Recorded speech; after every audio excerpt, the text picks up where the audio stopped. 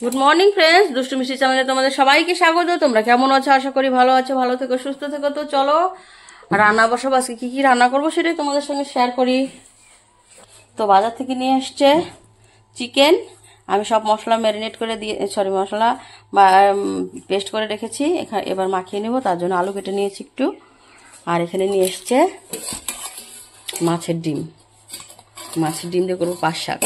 আর মাছ নিয়ে এসছে ছোটো মাছ, ওটা মা কাটতেছে। চলো একটু দেখিয়ে নিয়ে আসি। তো এই যে 5 মিশালি মাছ নিয়ে আসছে বাজার থেকে।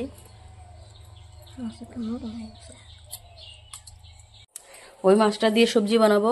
দীপারানি সবজি কেটে দিচ্ছে।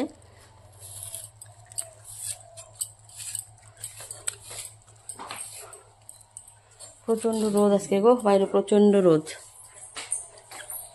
তো চলো রান্না শুরু করা যাক। তো মাংসটা আমি বসিয়ে দিচ্ছি কষানোর জন্য।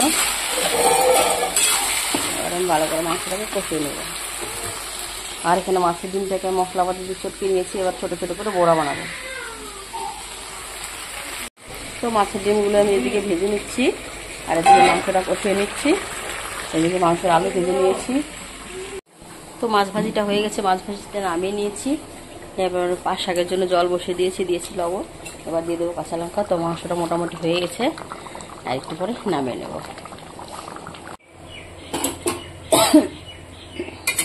তো পাঁচ শাকের ঝোল আমি দিয়ে দিয়েছি ডালের ডিমের বড়াগুলো বয়েল হতে। তো যখন নাকি জলটা মোটামুটি বয়েল হয়ে গেছে, কিন্তু আর একটু হবে। তারপরে নামিয়ে পাঁচ শাকটা কালো জিরে দিয়ে দেবো ফোড়ন। আর এদিকে ছোটো মাছের তরকারিটা করার জন্য আমি সবজি কষিয়ে জল দিয়ে দিয়েছি। তারপরে আমি মাছটা দিয়ে দেবো। তো পাঁচ শাকের ঝোলটা আমি নামিয়ে ফেলেছি। দেখো, মাছের ডিমের বড়া দিয়ে পাঁচ শাকের ঝোল। এদিকে আমি মাংসটাকেও নামিয়ে নিয়েছি। মাংস হয়ে গেছে, পাঁচ শাক হয়ে গেছে। এবার নিরামিষ তরকারিটাও হয়ে গেছে। মানে সবজিটা আমি মাছটা দিয়ে দেবো, ভেজে রাখা মাছটা।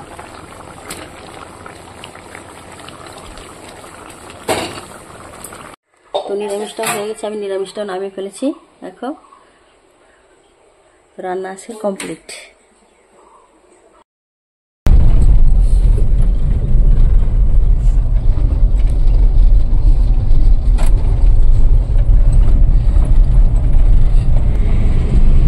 চলে এসছি হাইরোডে,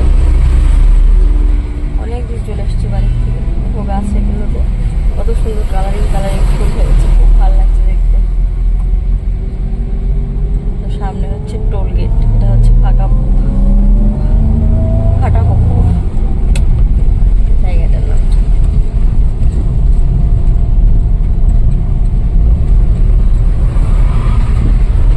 দেখো টোল গেট সামনে।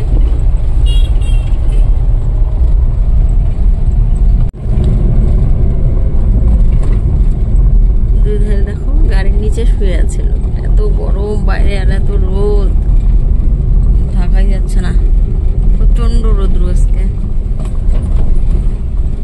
তোমরা ঢুকে গেলাম টোলগেটের ভিতরে।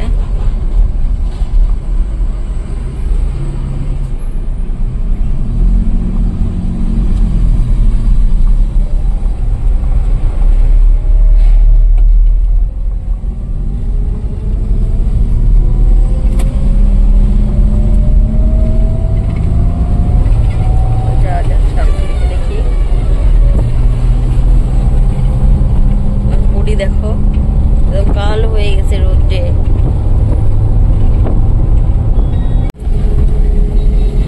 তো দেখো এই যে ক্যানেল পার করলাম আমরা,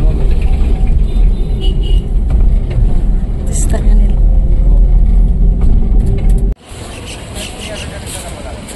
চলে আসছি আমরা। তো দেখো এখানে ইঞ্জিনটার ফটো দেওয়া আছে, খুব সুন্দর লাগছে দেখতে। ব্যস্ততম রাস্তা শিলিগুড়ি।